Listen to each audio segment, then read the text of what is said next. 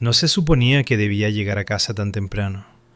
Había cambiado el turno con uno de los otros chicos del almacén, Diego, creo, porque necesitaba recoger a su hijo. Así que salí a la 1:30 en lugar de las 6 habituales y decidí sorprender a mis padres comprando algo de comida de camino a casa. Solo lo básico: leche, huevos, una tortilla precocinada para la cena. No esperaba una fiesta, ni siquiera un agradecimiento. Nunca ha sido así como funcionaban las cosas en nuestra casa, pero pensé que tal vez lo agradecerían. Quizás sería una de esas pequeñas cosas que me ganarían un «Oye, gracias, Mateo». Ese es mi nombre, Mateo. Tengo 27 años y todavía vivía en casa cuando esto sucedió. Y créanme, sé cómo suena eso. No estaba orgulloso de ello, pero era práctico. Estaba pagando algunas deudas de la universidad, ahorrando para un coche de segunda mano que no sufriera en las cuestas y tratando de acumular lo suficiente para mudarme sin caer en un agujero negro de alquileres y pasta de sobre. El trato era que pagaba 300 euros al mes, limpiaba lo que ensuciaba y no estorbaba. Esa última parte era la cláusula no escrita. Mi hermano Alejandro, por otro lado, Alejandro era el niño de oro. Es 2 años menor que yo, tiene 25, es encantador y siempre sabía qué decir en el momento adecuado. Es el tipo de chico que los profesores adoraban en el instituto, aunque entregara sus trabajos tarde. El tipo que podía chocar su coche contra una valla y de alguna manera hacer que el vecino se disculpara por haber puesto la valla allí. Ya saben, de ese tipo. Y para ser sincero, no lo odiaba por eso. Solía admirarlo. Pensaba que tal vez algo de ese brillo se me pegaría si me mantenía lo suficientemente cerca. Pero con el tiempo empecé a notar el patrón. Cada vez que yo sacaba un notable, él sacaba un sobresaliente. Cuando conseguí un ascenso en el almacén, a él accidentalmente le ofrecieron una pasantía mejor pagada a través de uno de los amigos de mi padre. Cuando pagué mi primera cuota del préstamo estudiantil, mi madre apenas miró el recibo que pegué en la nevera. Mientras tanto, cuando Alejandro se acordaba de poner su ropa en el cesto, le organizaban una cena de celebración. Vale, no literalmente, pero ya me entienden. Aún así, me decía a mí mismo que estaba siendo sensible, que era solo el favoritismo natural que surge cuando un hijo es más fácil de presumir que el otro.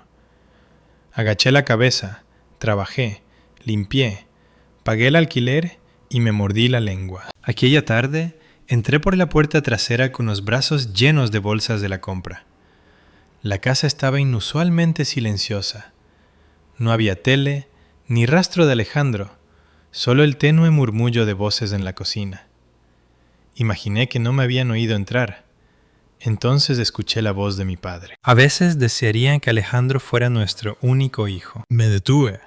Me quedé helado en el pasillo, como un fantasma sobre el suelo de tarima.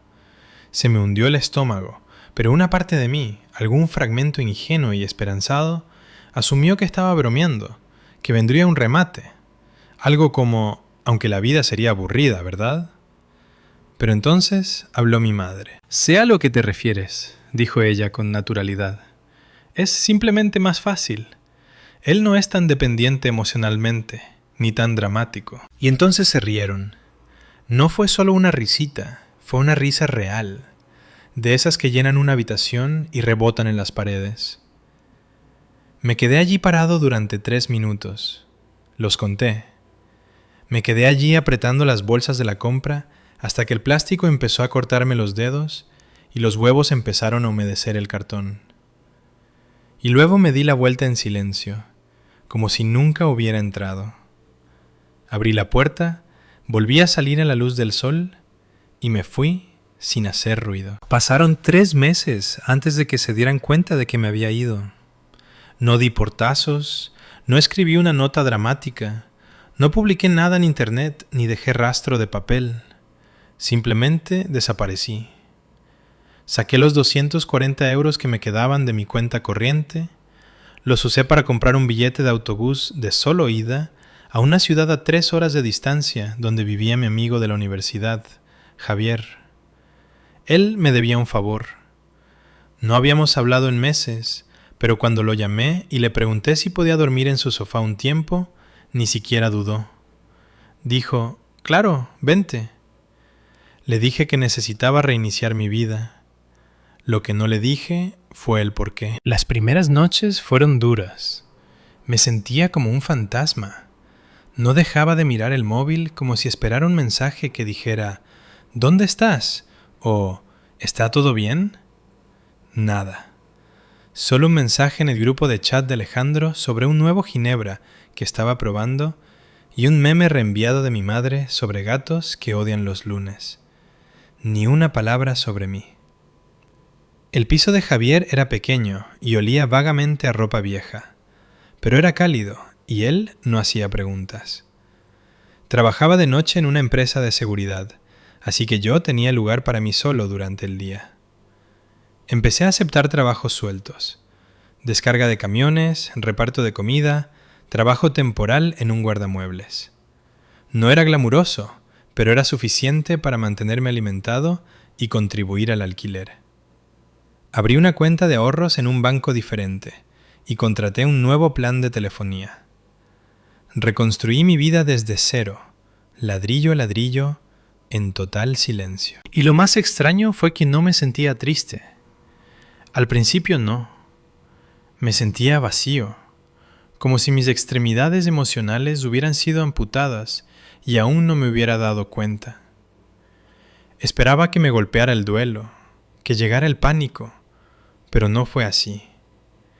No hasta una noche, alrededor de las 2 de la mañana, cuando Javier llegó a casa y me encontró sentado en el suelo de la cocina con la puerta de la nevera abierta, comiendo nocilla con una cuchara y llorando tan fuerte que no podía respirar. Creo que fue la nocilla lo que lo provocó. Mi madre solía comprar exactamente la misma marca. Siempre estaba en el tercer estante. Verla de nuevo rompió algo dentro de mí. Le conté todo a Javier esa noche, desde el momento del pasillo hasta los 3 minutos de espera y el sonido de la risa de mis padres. Él no dijo nada al principio, solo se sentó a mi lado y me dejó hablar. Cuando terminé, se levantó, preparó café y dijo, «No vas a volver allí nunca». Asentí. Ya lo sabía. Aún así, una parte de mí se preguntaba, ¿cuánto tardarían en darse cuenta de que no estaba? ¿3 semanas? ¿1 mes?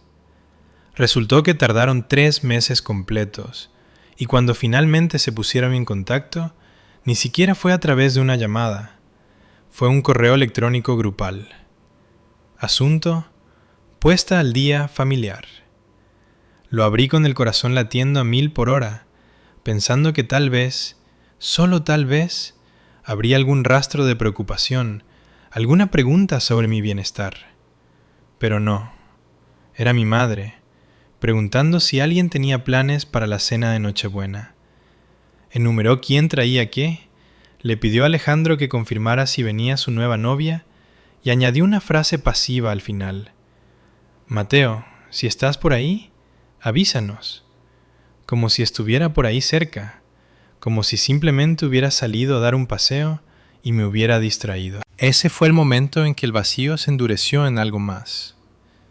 No era ira, todavía no, sino ese tipo de claridad fría que se instala cuando finalmente aceptas a alguien por lo que es.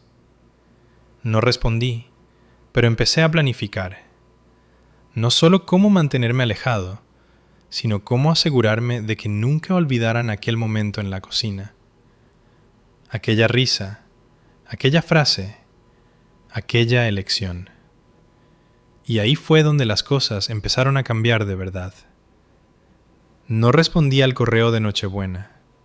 No envié ningún mensaje. Ni siquiera abrí el siguiente que llegó una semana después con el asunto urgente: ¿llevamos cordero o no? Pero lo vi. Vi cada mensaje que enviaron, porque por alguna razón no me atrevía a bloquearlos. Todavía no.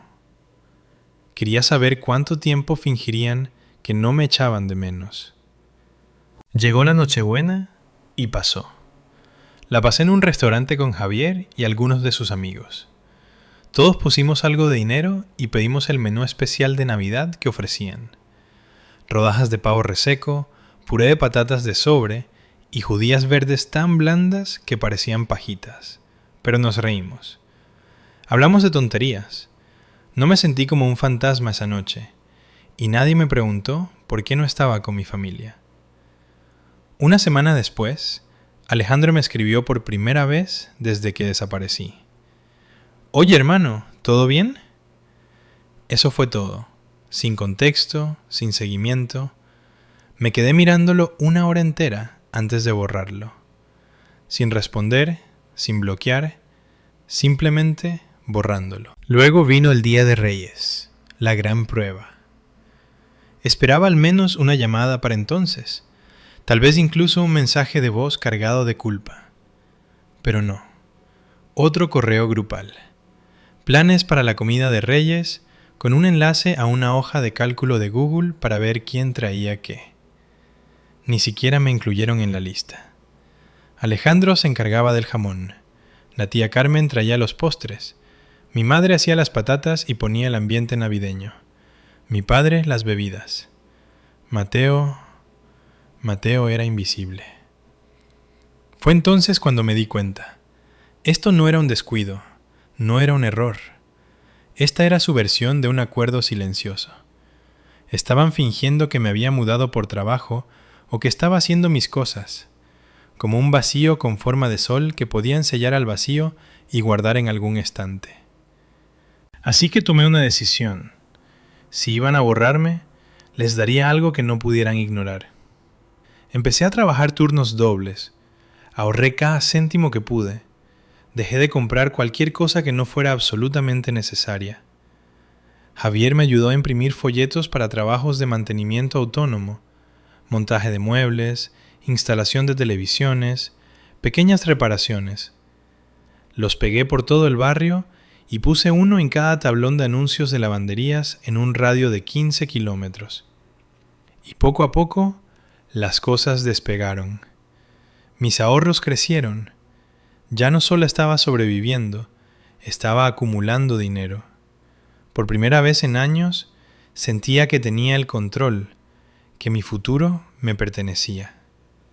Mientras tanto, los mensajes de casa seguían siendo escasos. Enero. Espero que no pases frío. Febrero. Papá te manda saludos. Alejandro se ha comprado un coche nuevo. Marzo. Se acerca el 80 cumpleaños de la abuela. ¿Vendrás? Los ignoré todos hasta abril. Fue entonces cuando recibí el mensaje de voz. Estaba arreglando un grifo que goteaba en casa de una pareja de jubilados cuando mi teléfono vibró. Vi la llamada perdida. Mamá. Rodé los ojos y me guardé el teléfono en el bolsillo. Pero más tarde esa noche, algo me dijo que escuchara el mensaje. Su voz sonaba temblorosa. No triste, simplemente rara. Hola Mateo, espero que estés bien. No hemos sabido de ti.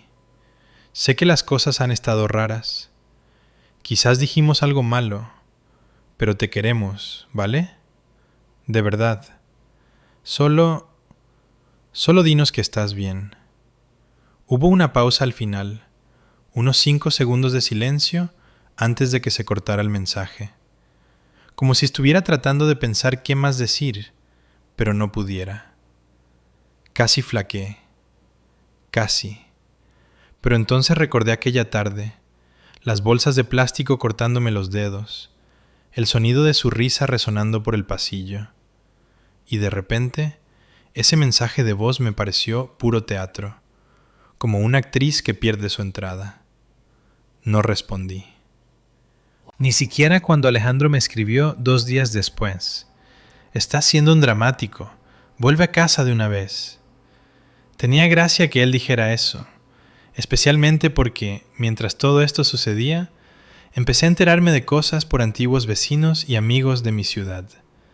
No directamente, sino a través de publicaciones en redes sociales, a través del primo de Javier que todavía vivía en mi pueblo. Cosas como: Alejandro finalmente consiguió ese ascenso. O Alejandro y papá han vuelto al campo de golf. Tradición familiar. Tradición familiar. A mí no me habían invitado a una salida familiar en años.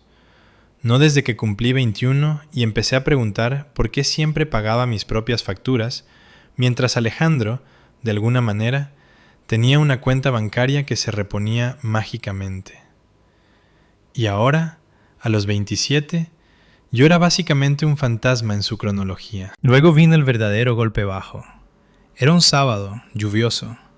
Lo recuerdo porque acababa de volver de desatascar el canalón de alguien y mi sudadera estaba empapada. Estaba mirando Instagram cuando lo vi. Una publicación de mi prima Carla. Etiquetó a mis padres y a Alejandro. La foto era una gran toma grupal en un restaurante, todos muy arreglados. El pie de foto decía: tan orgullosa del compromiso de Alejandro, cena preciosa con la familia, anillo, corazón rojo. Compromiso, cena con la familia. Amplié la foto. Efectivamente, allí estaban mamá, papá, el tío Manuel, la tía Carmen, la prometida de Alejandro, una chica rubia que no había visto en mi vida, y una mesa llena de caras sonrientes. Todos ellos, cada uno de los miembros de la familia extendida que venían a nuestras navidades y barbacoas. Y yo, en ninguna parte, ni siquiera una mención. Dejé el móvil, salí fuera, ni siquiera cogí una chaqueta. Simplemente caminé hasta que dejé de sentir los dedos, hasta que la llovizna se me caló en la piel y me entumeció la cara, hasta que sentí los pulmones irritados por el frío. Ese fue el punto de ruptura. No la conversación en la cocina, no el silencio, no los 3 meses de fingir que no existía. Fue esa foto, ese pie de foto. Estaban construyendo una vida, una familia, un futuro, y yo no era parte de ello. Ni siquiera una nota a pie de página. Esa noche no lloré, no me enfurecí, no grité al vacío. Escribí una carta, no para ellos, sino para mí mismo. Tenía 5 páginas. La escribí de una sentada, a mano. Expuse todo lo que me habían dicho. Cada vez que me habían ignorado. Cada vez que elogiaban a Alejandro por respirar, mientras a mí me criticaban por intentarlo. Lo escribí todo, y luego lo quemé. No por simbolismo, sino para calentarme mientras el calefactor chisporroteaba en la esquina. Y entonces hice un nuevo plan, no solo para seguir adelante, sino para subir de nivel, para construir algo tan intocable, tan innegable, que cuando finalmente se dieran cuenta de lo que habían hecho, fuera demasiado tarde. La puerta estaría cerrada, bajo llave y enterrada bajo hormigón. Y justo cuando pensaba que el universo podría darme un respiro, me dio un giro más. Alejandro llamó. No es que vio un mensaje ni un correo. Realmente llamó. Era un martes. Lo recuerdo porque estaba a mitad de preparar unos macarrones con tomate cuando la pantalla se iluminó. Dejé que sonara 4 veces antes de contestar. «Mateo», dijo él, con voz ligera y despreocupada, como si nada hubiera pasado. «Dime», dije yo, seco. «Oye, tío, ¿cuánto tiempo sin hablar?» «Sí». Él soltó una risa incómoda. «Bueno, tengo grandes noticias». No dije nada. «Me voy a casar», continuó. «En junio. Vamos a hacer algo en la playa. Mamá y papá están ayudando con todo. Va a ser enorme. Va a venir todo el mundo». Me quedé mirando la olla de agua hirviendo. «¿Quieres que vaya?», dije, no como pregunta. «Bueno, sí, eres mi hermano». Esperé. Él no dijo nada más. Así que pregunté: «¿Por qué ahora?». Él dudó. «Mira, mamá ha estado un poco disgustada. Ya sabes cómo es, emocional. Quiere que toda la familia esté allí». «Ajá». «¿Y papá?». «Está tratando de hacerse el tranquilo. pero te echa de menos, tío. Casi me río. Casi. En fin, continuó él, pensamos que esta podría ser una buena oportunidad para, ya sabes, zanjar cualquier rareza que esté pasando. Zanjar, repetí. Sí, ya sabes, enterrar el hacha de guerra. Hubo un largo silencio. Mateo, dijo él.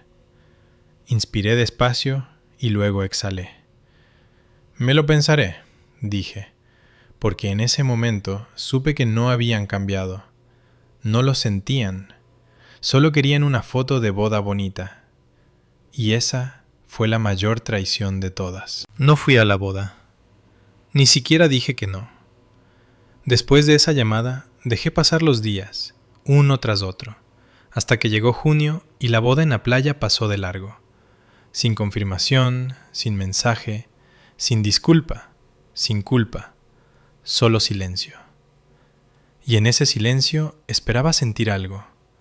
Arrepentimiento tal vez, o vergüenza, un nudo en el estómago por no ser la persona más madura.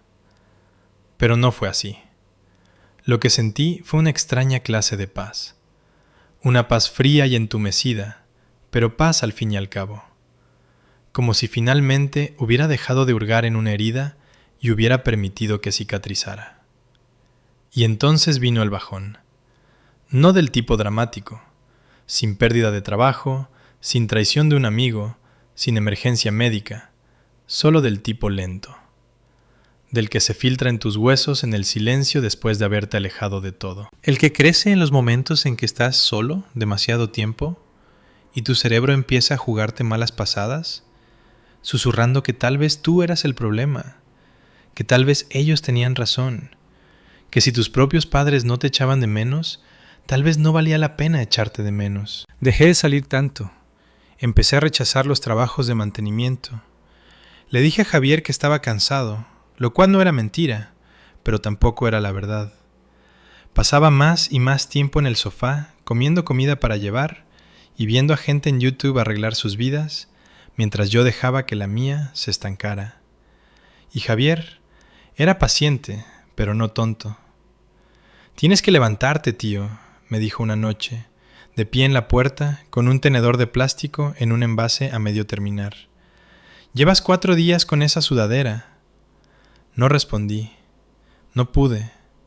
Simplemente me quedé mirando la alfombra como si tuviera secretos que contar. «Tú no eres como ellos», añadió. «Lo sabes, ¿verdad?» Asentí, pero no me lo creí. No realmente. Él suspiró, sacudió la cabeza y se fue. Esa noche finalmente me miré en el espejo. No solo un vistazo, me miré de verdad. Estaba pálido. Tenía el pelo hecho un desastre. Tenía esa mirada hundida alrededor de los ojos, la que no viene por falta de sueño, sino por dormir demasiado.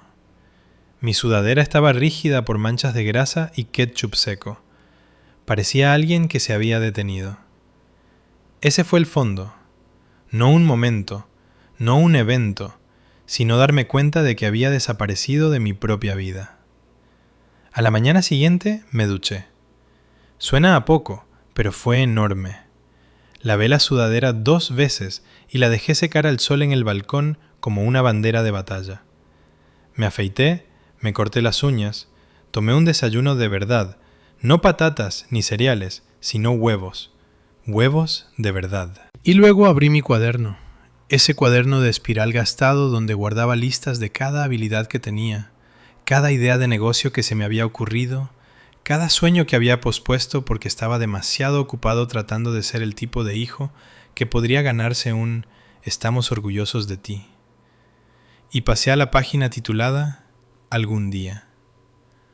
En la parte superior de esa página estaban las palabras «ser dueño de algo real, algo mío, algo que no puedan quitarme ni ignorar». Me golpeó como un puñetazo. No solo quería escapar de mis padres, quería construir algo que no pudieran negar. Así que elegí la idea que había rodeado 3 veces: carpintería y reparaciones personalizadas. Sonaba simple, pero yo tenía una visión. No solo arreglar cosas, sino crear cosas. muebles hechos a mano, mejoras para el hogar, acentos de madera, estanterías personalizadas. Todo lo que solía ayudar a mi abuelo a construir en su garaje antes de que falleciera. Cosas que duraran. No tenía dinero para alquilar un taller, pero tenía 2 manos, unas cuantas herramientas y suficiente ahorro para comprar materiales para un proyecto sólido. Así que construí un banco. Me tomé mi tiempo con él, lo lijé hasta dejarlo suave, grabé un patrón en el asiento con un viejo pirógrafo que encontré en internet, lo barnicé y lo sellé. Lo publiqué con el pie de foto, hecho a mano, personalizado, único. Se vendió en 2 días, no por mucho, solo 150 euros, pero me sentí como si me hubiera tocado la lotería. Así que hice un segundo, esta vez una mesa de centro. Y una semana después, alguien me escribió preguntando si podía hacer un juego completo. Mesa, sillas y estanterías. No dormí esa noche. No dejaba de pensar, ¿quieren más? ¿Quieren algo que yo hice? Ese fue el comienzo de Beta Secundaria. El nombre surgió de una charla tonta con Javier sobre cómo la madera tiene una primera beta, la que ves de inmediato, y luego una beta secundaria, más profunda, más sutil, que solo se ve cuando la luz le da la forma adecuada. Tú eres la beta secundaria, dijo él. Ellos nunca la vieron, pero siempre estuvo ahí. Registré el nombre comercial, creé una web básica y empecé a hacer trabajos los fines de semana mientras seguía con los mantenimientos durante la semana. Fue duro, estaba cansado todo el tiempo, pero ya no estaba deprimido. Y lo mejor de todo, cada venta, cada cliente, cada pedido personalizado eran míos. No era algo que me hubieran dado, ni algo que consiguiera porque alguien hizo una llamada o movió hilos. Me lo gané yo. Yo, Mateo, el chico que se quedó en un pasillo escuchando a sus padres reírse de cómo la vida sería mejor si él no existiera. Esa risa resonaba cada vez menos cada día. Especialmente cuando abrí mi correo una noche y vi esto. Asunto, consulta. Mesa personalizada para regalo de boda. Mensaje. Hola, encontré su sitio a través de una amiga. Su trabajo es precioso. Me preguntaba si hace grabados personalizados. Mi prometido y yo nos casamos este otoño y nos encantaría una mesa personalizada para los regalos con nuestras iniciales y la fecha. Avíseme si está disponible. Firma Lucía Harper. Me quedé mirando la pantalla. Lucía. Era ella, la prometida de Alejandro. Ella no tenía idea de quién era yo. Debía haber dado con mi web a través de una amiga o tal vez una publicación compartida. Pero el nombre, la fecha de la boda en el pie del correo, eran ellos. Podía sentir los latidos del corazón en mi garganta. No respondí de inmediato. En su lugar, fui a dar un paseo largo por el parque, pasando por las calles tranquilas arboladas, dejando que el viento soplara a través de mí, como si pudiera llevarse el último rastro de mi duda. Porque aquí estaba, el primer momento en que podía cruzar la línea que ellos habían trazado. No con ira, no con gritos, sino con pruebas. Pruebas de que yo tenía valor, de que me había convertido en algo, de que no desaparecí, evolucioné. Pero también sabía que si decía que sí, no lo haría por ellos, ni por Alejandro, ni por mi madre, ni siquiera para demostrar algo. Lo haría por mí, para recordarme a mí mismo que podía ser el tipo de hombre que aparece cuando importa, incluso cuando nadie más lo hizo. Llegué a casa, me senté y respondí. Hola Lucía, sí, hago grabados personalizados y sería un honor ayudar a crear algo significativo para vuestra boda. Felicidades a ambos. Hablemos del diseño. Sin firma, sin pistas sobre mi identidad, solo un nombre y un producto. Y cuando le di a enviar, no me sentí mezquino. Me sentí poderoso, porque ellos podrían haberme olvidado, pero el mundo no. Y yo apenas estaba empezando. No le dije a Lucía quién era yo. ni en el correo, ni en la factura, ni siquiera en la nota de entrega final. Me mantuve profesional, cálido, educado, un poco distante. Dejé que fuera otra cliente, otro nombre en la hoja de cálculo que había hecho para rastrear pedidos y envíos. Pero la ironía no se me escapaba.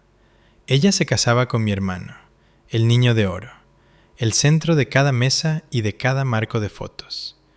El mismo tipo que una vez me preguntó si podía pasarme a arreglar el triturador de basura una semana después de que me mudara, como si nada hubiera pasado. Y ahora ella quería que yo fabricara la pieza central para su mesa de regalos de boda. Eso solo habría sido suficiente para la mayoría.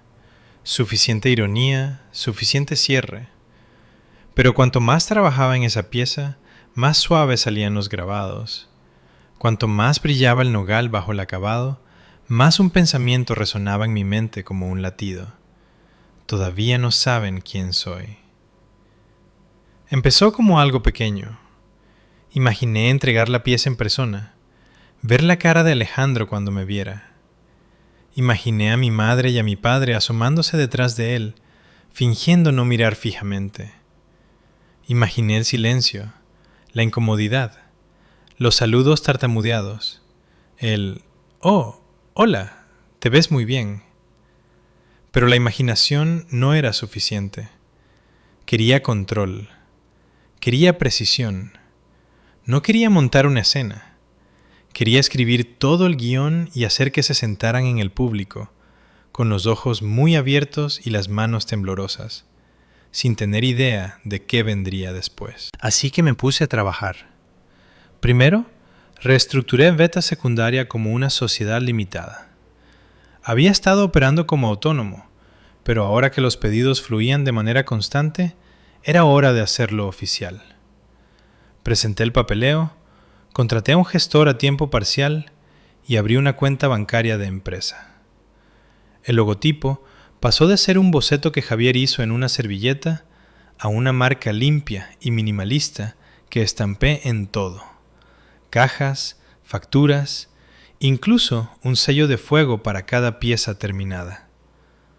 Luego, mejoré el sitio web. Añadí testimonios, organicé un portafolio digital. Y esto fue clave. Empecé un blog. No del tipo querido diario. Era narración de historias, fotos de mis construcciones, las historias detrás de ellas, ideas sobre diseño y, enterrada entre esas entradas, incluí el tipo de publicación personal que la gente pasa por alto sin pensar. La mesa que lo empezó todo. Así la llamé. Escribí sobre mi primer encargo importante, una mesa de boda personalizada, grabada con iniciales y una fecha de otoño.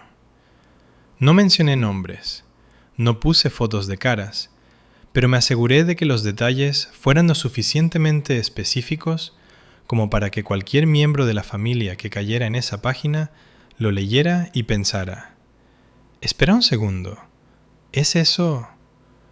Pero no estarían seguros, y ese era el objetivo. Mientras tanto, acepté el pago de Lucía y le envié los bocetos del diseño.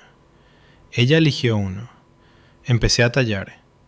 Pasaron los días, los pedidos continuaron y luego, unas 2 semanas antes de la boda, recibí una llamada inesperada. «Mamá». Mi dedo flotó sobre la pantalla. Podría haber dejado que fuera el buzón de voz. Debería haberlo hecho, pero algo me impulsó a contestar. «¿Hola?». Ella no habló por un segundo. «Mateo», dijo finalmente en voz baja, como si no estuviera segura de que fuera yo. «Sí». «Hola», hizo otra pausa. «He visto tu blog, la publicación de la mesa». «Bingo», me quedé callado. «No sabía que te iba tan bien», continuó ella. «Tu padre y yo no teníamos ni idea». Casi podía oírla tratando de ensamblar las palabras adecuadas.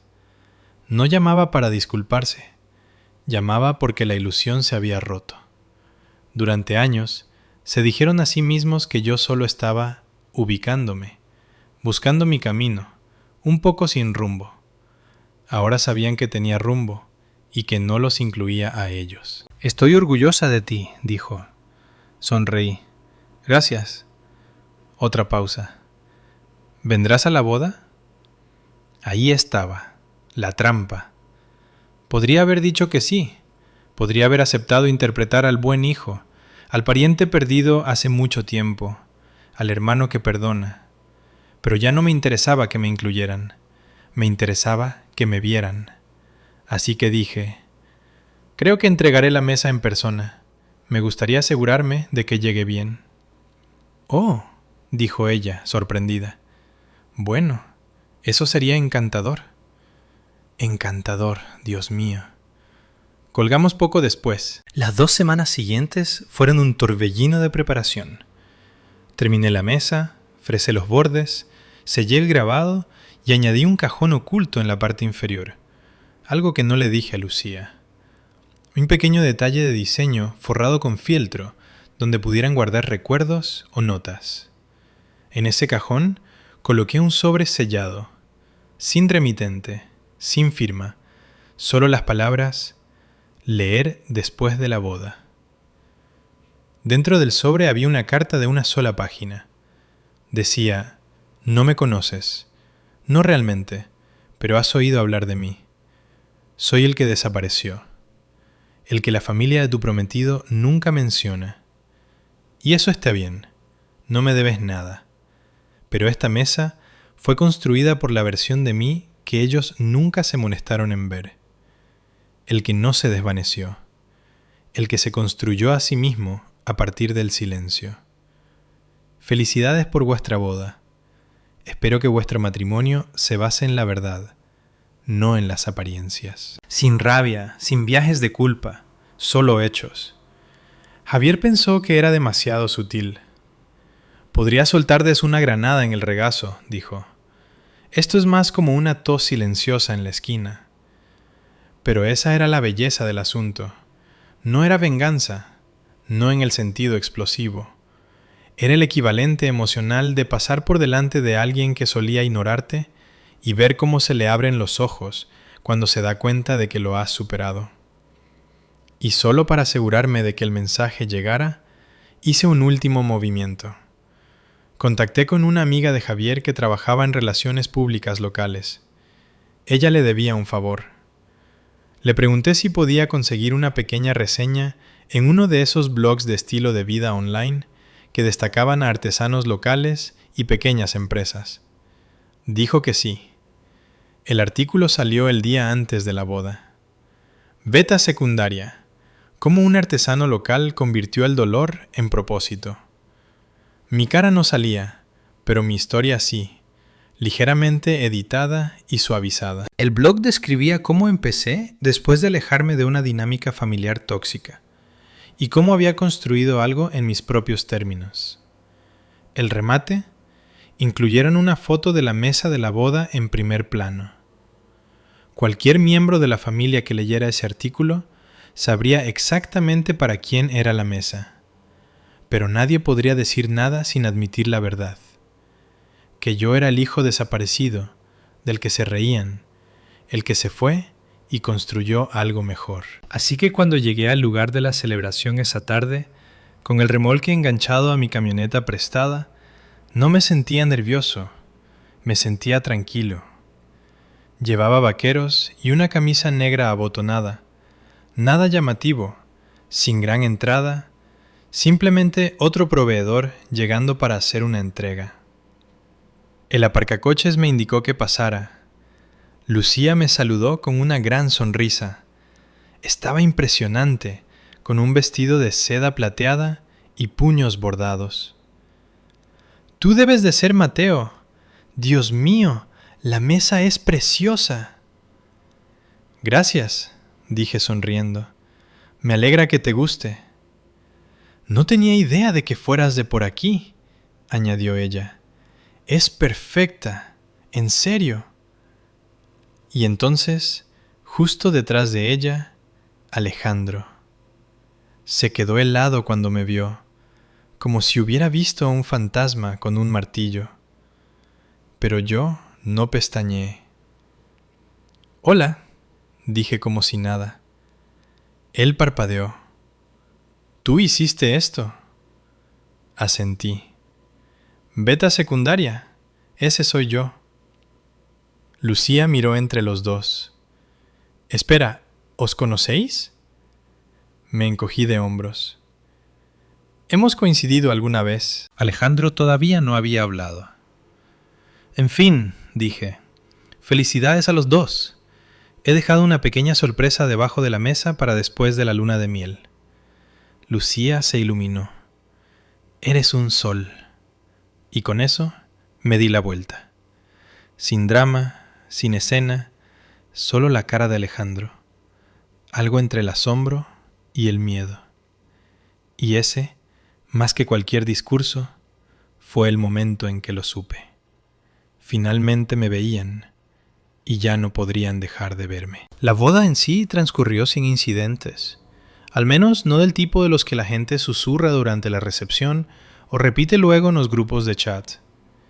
No me quedé, no me entretuve, no me rodeé cerca de la barra esperando contacto visual o un cierre. Entregué la mesa, intercambié palabras educadas y me fui antes de que empezara la ceremonia. Eso fue intencional. La venganza, la de verdad, no es ruidosa. No necesita testigos en el momento. Necesita tiempo. Necesita espacio. Necesita que la gente conviva con lo que ha ignorado hasta que empiece a escocer. Fui a casa, me di una ducha larga y dormí 10 horas seguidas.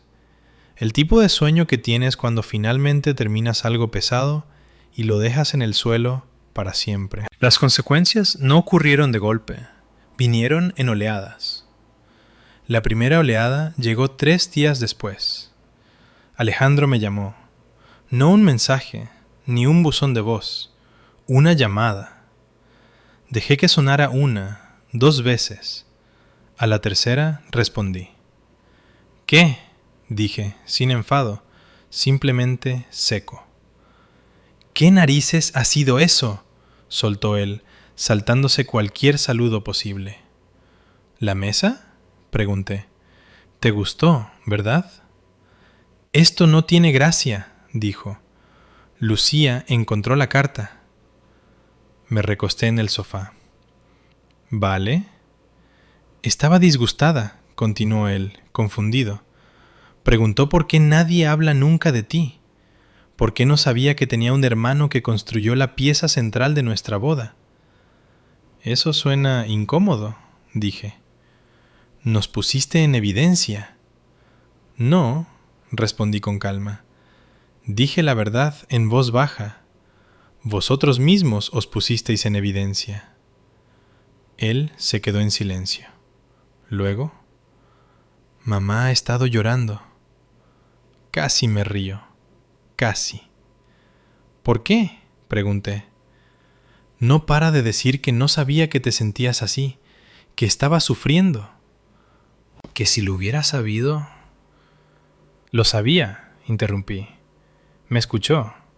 O no lo hizo. De cualquier manera, eligió lo que era más fácil. Alejandro exhaló con fuerza. No tenías por qué hacer esto. Sí, dije. Tenía que hacerlo. Me colgó.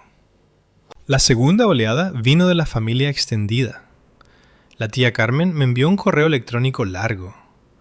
No disculpándose, simplemente explicando. Explicando lo difícil que es ser padre. Cómo nadie es perfecto. Cómo a veces se dicen cosas en privado que no deben tomarse en serio.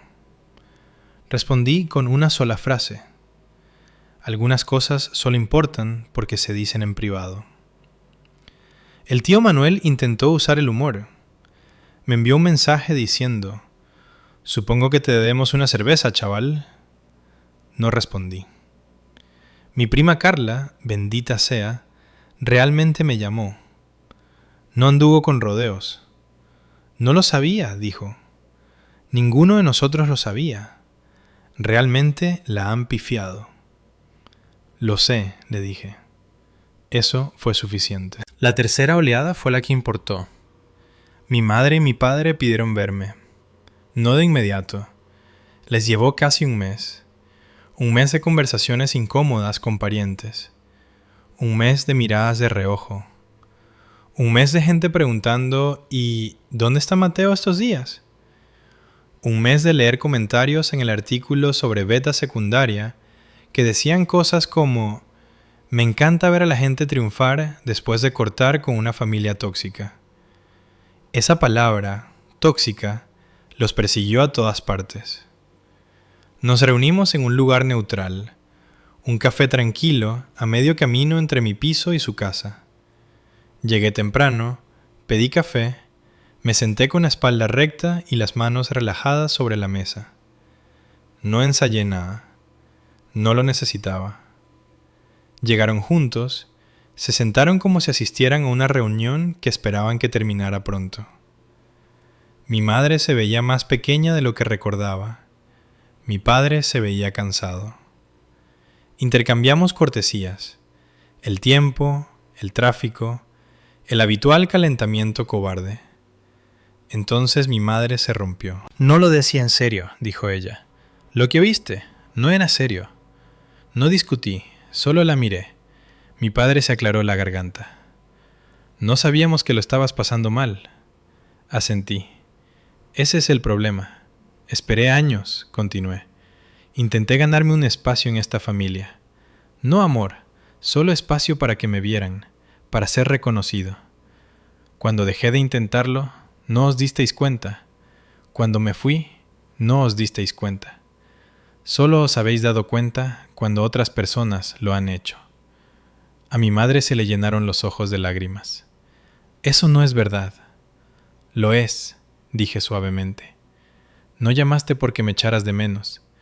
Llamaste porque viste el blog. Mi padre abrió la boca y luego la cerró. No estoy aquí para castigaros, seguí. No estoy aquí para gritar. Estoy aquí para deciros qué va a pasar a partir de ahora. Se inclinaron hacia adelante, finalmente escuchando. No quiero una relación, dije. No ahora mismo. Tal vez nunca. No os odio. Simplemente ya no confío mi vida a personas que solo la valoran cuando queda bien en público. Silencio. Mi padre asintió lentamente. ¿Así que eso es todo? Sí, dije. Eso es todo. No pelearon por ello. Eso fue lo más revelador. Se levantaron, se fueron.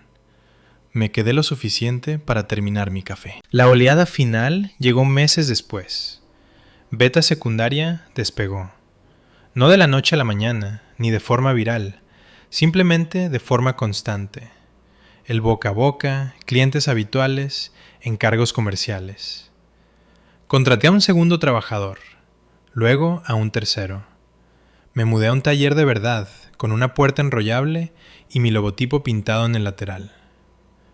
Una tarde, mientras revisaba facturas, recibí un correo de Lucía. Me agradeció de nuevo por la mesa. Dijo que era la única parte de la boda que se sentía con los pies en la tierra, real. Dijo que la carta la hizo pensar, hacer preguntas, tener conversaciones que había estado evitando. No me pidió que interviniera, no me pidió que arreglara nada. Solo dijo, me alegro de que existas. Eso fue suficiente. Nunca me reconcilié con mis padres, no del todo.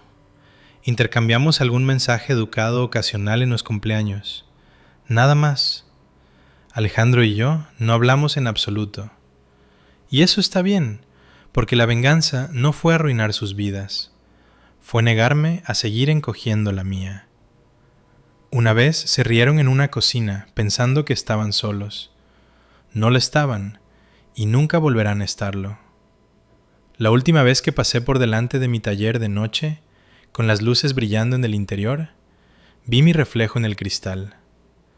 Ya no vi al chico del pasillo. Vi al hombre que volvió a salir por la puerta y nunca más necesitó volver a entrar.